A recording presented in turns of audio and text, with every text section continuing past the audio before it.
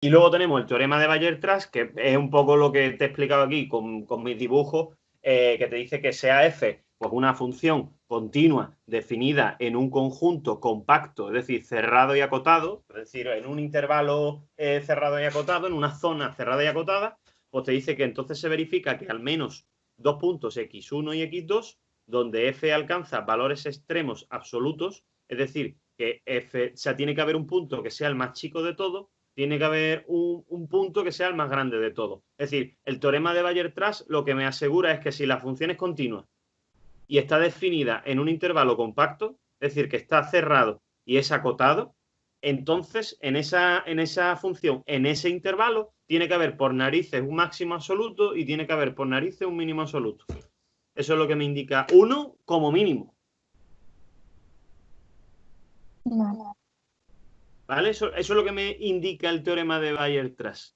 El teorema de Weierstrass lo que me está indicando es que si yo cogiese el gorro, como he hecho aquí, y el gorro te lo limito de aquí a aquí, y está limitado a esta zona, a esta región, pues entonces si está limitado en esta región, por narices tiene que haber un máximo, y en este caso, por ejemplo, todo el borde del gorro, lo que sería la parte del borde, de por donde, digamos, te lo pones, pues todos esos puntos serían mínimos, y serían mínimos absolutos.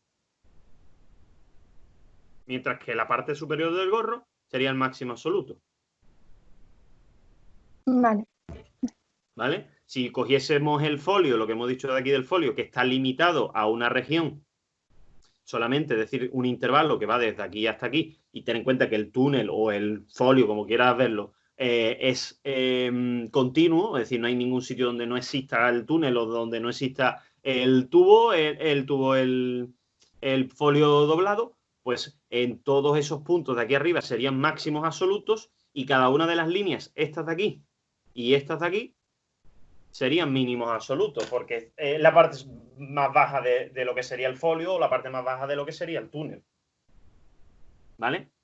Sí. Claro, si este folio fuese infinito, como lo que hemos dicho antes, pues ten en cuenta que el folio continuaría para abajo y continuaría para abajo, y entonces no tendría una parte más baja, siempre se podría seguir bajando porque el folio sería totalmente infinito. Pero si yo lo acoto, por eso tiene que ser un intervalo cerrado y acotado. Cerrado significa que esté incluido estos puntos y acotado significa que no haya más nada para abajo.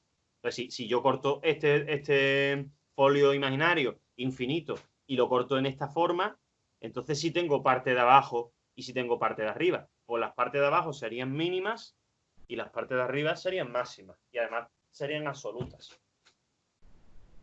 ¿Vale? Sí.